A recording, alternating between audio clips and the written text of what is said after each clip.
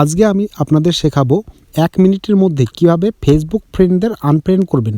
যে কোনো ফেসবুক ফ্রেন্ডকে আনফ্রেন্ড করবেন শুধুমাত্র 1 মিনিটের মধ্যে, তা আপনাদের এই ভিডিওতে দেখাবো।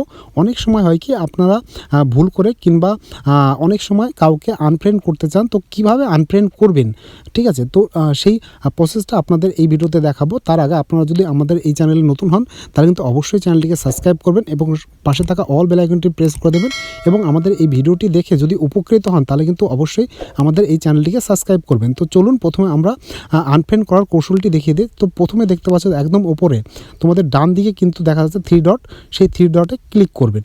তো 3 ডটে ক্লিক করার পরে আমাদের এমন একটা পেজ খুলে যাবে। তো পেজ খোলার পরে আমাদের ফ্রেন্ডস যে জায়গাটি আছে দেখতে পাচ্ছেন যে ফ্রেন্ডস যে জায়গাটি, তার উপরে একটা ক্লিক করে দেবেন। তো ক্লিক করে দেওয়ার পরে আমাদের সাজেশন এবং ইওর ফ্রেন্ডস, তো ইওর ফ্রেন্ডসে আমরা কিন্তু ক্লিক করব, ঠিক আছে? ইওর ফ্রেন্ডসে ক্লিক করার পরে আমাদের দেখতে পাচ্ছি যে আমাদের ফ্রেন্ড লিস্ট কিন্তু একদম বেরিয়ে গেছে যে আমাদের কে কে ফ্রেন্ড আছে, ঠিক আছে? এই ফ্রেন্ড আছে, এই ফ্রেন্ড লিস্টের থেকে কিন্তু আমাদের আনফ্রেন্ড করতে হবে। তো কীভাবে করতে হবে, এই সাইডে দেখতে পাচ্ছ যে আমাদের এই তাপস বলে একজন আছে আমার ফ্রেন্ডে, তাকে আমি আনফ্রেন্ড করব। তাকে আনফ্রেন্ড করার জন্য আমাদের একদম ডান দিকে যেই 3 ডটস আছে সেই 3 ডটসের উপরে আমরা কিন্তু ক্লিক করব। তো সেখানে ক্লিক করে দিলে আমাকে এইভাবে একটা পেজ শো করবে।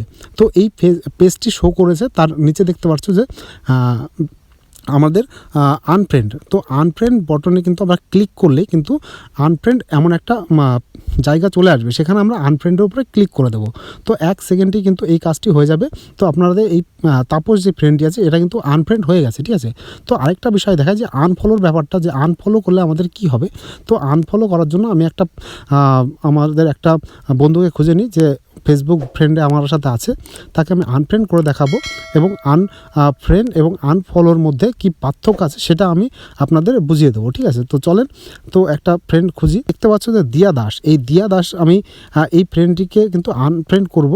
এই আনফ্রেন্ড করার জন্য এবং আনফলো করার জন্য কি পার্থক্য এই দুটির মধ্যে, যে আনফলো এবং আনফ্রেন্ড।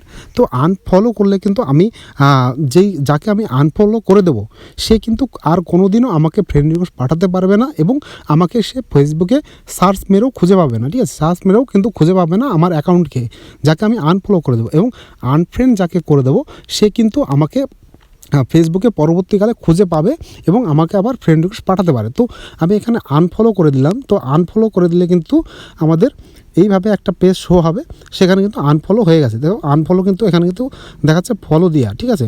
তো আনফলো কিন্তু হয়ে গেছে সে, ঠিক আছে? এবং এখানে এবার আমরা আনফ্রেন্ডও করে দিতে পারবো, ঠিক আছে? আনফ্রেন্ডও করে দেওয়ার জন্য আনফ্রেন্ডের উপরে ক্লিক করব।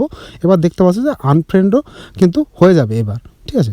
তো এইভাবে আমরা কিন্তু 1 মিনিটের মধ্যে কিন্তু অনেক ফ্রেন্ডকেই আনফলো কিংবা আনফ্রেন্ড করে দিতে পারি, ঠিক আছে? তো এইভাবে আপনারা কিন্তু আপনাদের যাকে পছন্দ বা যাকে ইচ্ছা হবে তাকে কিন্তু আনফ্রেন্ড করে দিতে পারো, ঠিক আছে?